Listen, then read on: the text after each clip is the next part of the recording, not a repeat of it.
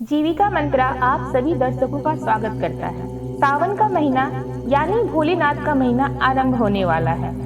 सोमवार भगवान शिव को समर्पित है और इस प्रकार सावन के दौरान सोमवार को उपवास करना महत्वपूर्ण है। ऐसा माना जाता है कि आपके व्रत को फलदायी बनाने के लिए सोमवार के दिन भगवान शिव की कथा का पाठ करना और सुनना वास्तव में महत्वपूर्ण है। सोमवार का व्रत सभी मनोकामनाओं को पूर्ण करने वाला माना जाता है। अतः श्रद्धालु सुबह स्नान आदि करके व्रत का संकल्प कर विधि पूर्वक शिव शंभु की पूजा अर्चना करते हैं। सोमवार व्रत की पूजन विधि आप आई बटन पर क्लिक करके देख सकते हैं।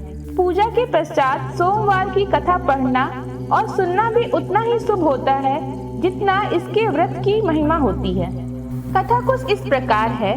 एक साहूकार था जो भगवान शिव का अनंत भक्त था। उसके पास धन्य धान्य किसी भी चीज की कमी नहीं थी, लेकिन उसकी कोई संतान नहीं थी और इसी कामना को लेकर वह रोज शिव जी के मंदिर जाकर दीपक जलाया करता था। उसके इस भक्ति भाव को देखकर एक दिन माता पार्वती ने शिव जी से कहा कि प्रभु, यह साहूकार आपका अनंत भक्त है, इसको किसी बात का कष्ट है तो आपको उसे अवश्य दूर करना चाहिए। शिव जी बोले, हे पार्वती, इस साहूकार के पास पुत्र नहीं है, यह इसी से दुखी रहता है। माता पार्वती कहती हैं कि हे ईश्वर, कृपया करके इसे पुत्र का वरदान दे दीजिए। तब भोलेनाथ ने कहा कि हे पार्वती, साहूकार के भाग्य में पुत्र योग नहीं है। ऐसे में अगर इसे पुत्र प्राप्ति का वरदान मिल भी गया तो यह केवल 12 वर्ष आयु तक ही जीवित रहेगा। यह सुनने के बाद भी माता पार्वती ने कहा कि हे प्रभु, आपको इस साहूकार को पुत्र का वर देना ही होगा, अन्यथा भक्त क्यों आपकी पूजा सेवा करेंगे। माता के बार बार कहने से भोलेनाथ ने साहूकार को पुत्र का वरदान दिया, लेकिन यह भी कहा कि वह केवल 12 वर्ष तक ही जीवित रहेगा। साहूकार ने ये सारी बातें सुनी, इसलिए उसे न तो खुशी हुआ और न ही कोई दुख। वह पहले की तरह ही भोलेनाथ की पूजा अर्चना करता रहा। उधर सेठानी गर्भवती हुई और 9वें महीने में उसे सुंदर बालक की प्राप्ति हुई। परिवार में खूब हर्षोल्लास मनाया गया, लेकिन साहूकार पहले की तरह ही रहा और उसने बालक की 12 वर्ष की आयु का जिक्र किसी से भी नहीं किया। जब बालक 11 वर्ष की आयु का हो गया तो एक दिन साहूकार की सेठानी ने बालक के विवाह के लिए कहा। तो साहूकार ने कहा कि वह अभी बालक को पढ़ने के लिए काशी जी भेजेगा। इसके बाद उसके बालक के मामा जी को बुलाया और कहा कि इसे काशी पढ़ाने के लिए ले जाओ और रास्ते में जिस भी स्थान पर रुकना वहाँ यज्ञ करके ब्राह्मणों को भोजन कराते हुए जाना। वह भी इसी तरह करते हुए जा रहे थे कि रास्ते में एक राजकुमारी का विवाह था।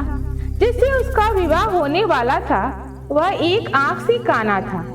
तो उसके पिता ने जब अति सुंदर साहूकार के बेटे को देखा तो उसके मन में आया कि क्यों ना इसी को घोड़े पे बैठा दिया जाए और शादी का सारा कार्य इसी से संपन्न करवा दिया जाए। तो उन्होंने मामा से बात की और कहा कि ऐसा करने को और इसके बदले वह उन्हें अथाह धन देंगे।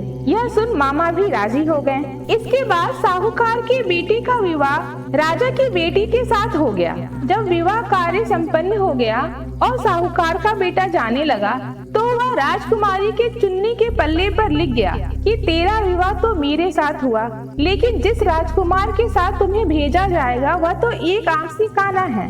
इसके बाद वह अपने मामा के साथ काशी के लिए चला गया। उधर जब राजकुमारी ने अपनी चुनरी पर लिखा हुआ राजकुमार का यह वाक्य पढ़ा तो उसने उस लड़के के साथ जाने से मना कर दिया। राजा ने भी अपनी पुत्री की बारात यूं ही विदा कर दी। बारात वापस लौट गई। उधर मामा और भांजे काशी जी पहुँच गए। एक दिन जब मामा यज्ञ रचा रहा था और भांजा बहुत देर तक बाहर नहीं आया तो मामा ने अंदर जाकर देखा तो भांजे के प्राण निकल चुके थे। वह बहुत परेशान हुआ, लेकिन सोचा कि अभी रोना पीटना मचाया तो ब्राह्मण चले जाएंगे और यज्ञ का कार्य अधूरा रह जाएगा। जब यज्ञ समाप्त हुआ तो मामा ने रोना पीटना शुरू कर दिया। उसी समय शिव पार्वती उधर से गुजर रहे थे। माता पार्वती ने शिव जी से पूछा, हे प्रभु, ये कौन रो रहा है। तभी उन्हें पता चला कि यह तो भोलेनाथ के आशीर्वाद से जन्मा हुआ साहूकार का पुत्र है। तब माता पार्वती कहती है, हे स्वामी, इसे जीवित कर दें, अन्यथा रोते रोते इसके माता पिता का प्राण निकल जाएगा। तब भोलेनाथ ने कहा कि हे पार्वती, इसकी आयु इतनी ही थी सो यह भोग चुका। लेकिन माँ के बार बार आग्रह करने पर भोलेनाथ ने उसे जीवित कर दिया। लड़का ओम नमः शिवाय कहते हुए उठ बैठा। मामा भांजे दोनों ईश्वर को धन्यवाद देते हुए अपनी नगरी की ओर लौट पड़े। रास्ते में वही नगर पड़ा और राजकुमारी ने उन्हें पहचान लिया। तब राजा ने राजकुमारी को साहूकार के बेटे के साथ बहुत सारा धन धान्य के साथ विदा किया। उधर साहूकार और उसकी पत्नी छत पर बैठे थे।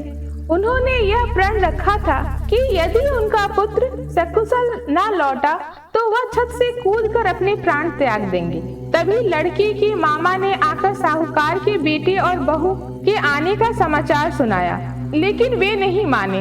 तब मामा ने शपथ पूर्वक कहा। तब तो दोनों को विश्वास हो गया और दोनों ने अपने बेटे बहू का स्वागत किया।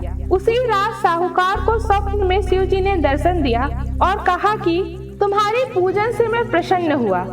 इसी प्रकार जो भी व्यक्ति इस कथा को पढ़ेगा या सुनेगा उसके समस्त दुख दूर हो जाएंगे और मनोवांछित सभी मनोकामनाओं की पूर्ति होगी। अतः जो भी मनुष्य इस कथा को पढ़ता या सुनता है उसकी सारी मनोकामनाएं पूर्ण होती हैं। इस प्रकार सावन के सोमवार का व्रत समाप्त होता है। धन्यवाद।